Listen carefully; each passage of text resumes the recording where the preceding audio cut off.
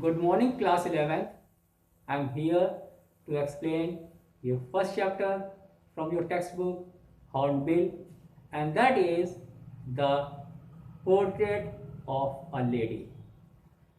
As you all know, this chapter is written in autobiographical style, and this is written by India's most renowned author and columnist, Mr. Khushwant Singh.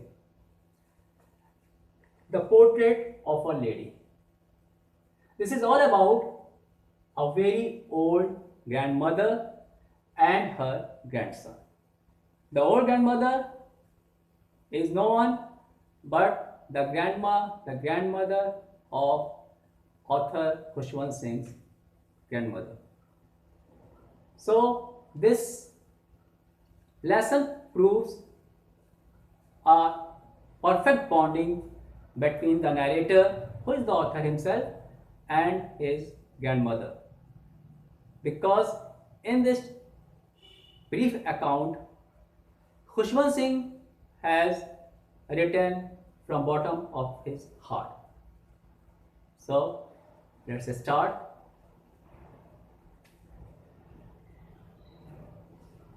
The Portrait of a Lady is an autobiography by Khushwant Singh. It is a perception of Khushwant Singh of his grandmother through his own eyes. Khushwant Singh recalls the grandmother as an extremely old person. She was an extremely religious person, and it was difficult for him to believe that once she was young and pretty like other women. It means that Khushwant Singh did not see her young. So as she was terribly old, so believed so he believed that she was never young and she was terribly old. Now let me explain about her appearance. She was short, fat, and slightly stooped in stature. Her silvery white hair used to scatter on her wrinkled face. Khushwant Singh remembers her hobbling around the house in spotless white clothes with one hand resting on her waist to balance her stoop and the other busy in telling the beads of her rosary. As I have told you that she was a highly religious lady, so she used to count her beads of her rosary.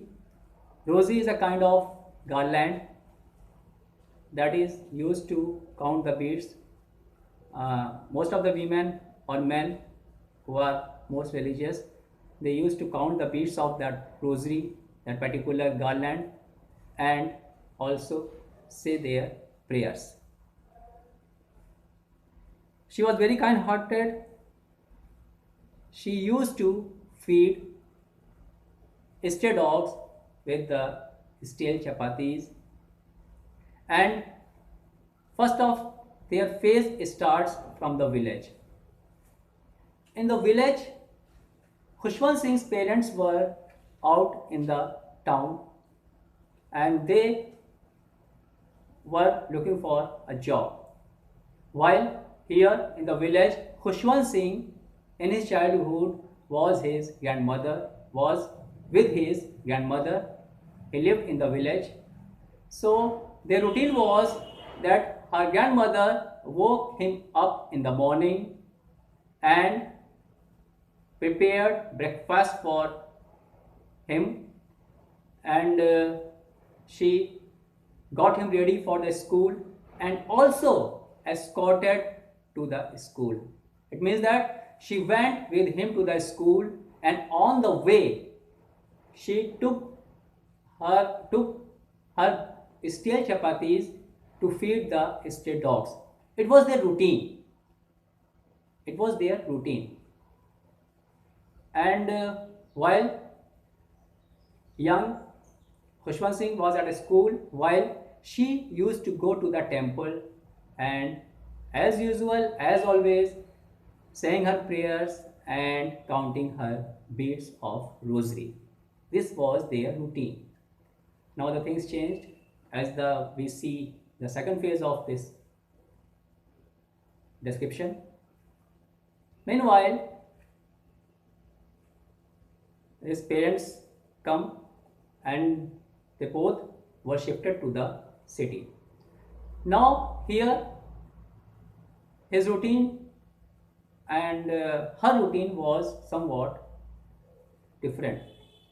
Here Khushwant Singh used to go with a by a bus to his school, so she did not go with him, and since he was learning in an English medium school, so she could not help in his homework or other subjects, and he used to learn mathematics, science, which she did not know at all. Moreover, Khushwant Singh was taught there music, which she understood a bad thing, as she considered it that music was meant for beggars or prostitutes, and the days passes by and that day comes that Khushwant Singh goes to abroad for higher education, and then the both were separated. After 5 years, he comes back and observes that his grandmother's nature had been changed, and he finds that she is more religious now. She always remains busy counting her beads, saying her prayers always, and she did not notice any domestic choirs. Instead of feeding dogs, which she used to do at the village, here in the city she used to feed crumbs of the chapatis to the sparrows, which used to come down to their courtyard. It was her routine now in the city. On the day which she realized that her end was near, she called all her neighborhood women for a music assembly. She sang with them those songs she never sang, and that next day she fell ill. Doctor came and doctor said it was a mild fever, but she said that my end is near and I have to say more prayer, and she started to say her prayers, and after some time her lips stopped and her rosary fell down from her lifeless hands. And the interesting part of the climax of this autobiographical account is that sparrows to whom she used to feed crumbs, so on her death, her crumbs were scattered all around the courtyard, and her dead body was lying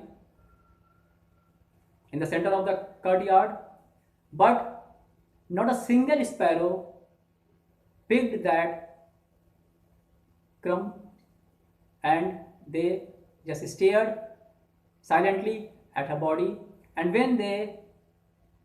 when people came to lift the body, they all flew away. So we can say that this was a very touching description by Khushwant Singh from his childhood to his youth. Thank you, children. And if you still have some problem, so ask me on WhatsApp. Thank you. Have a great day.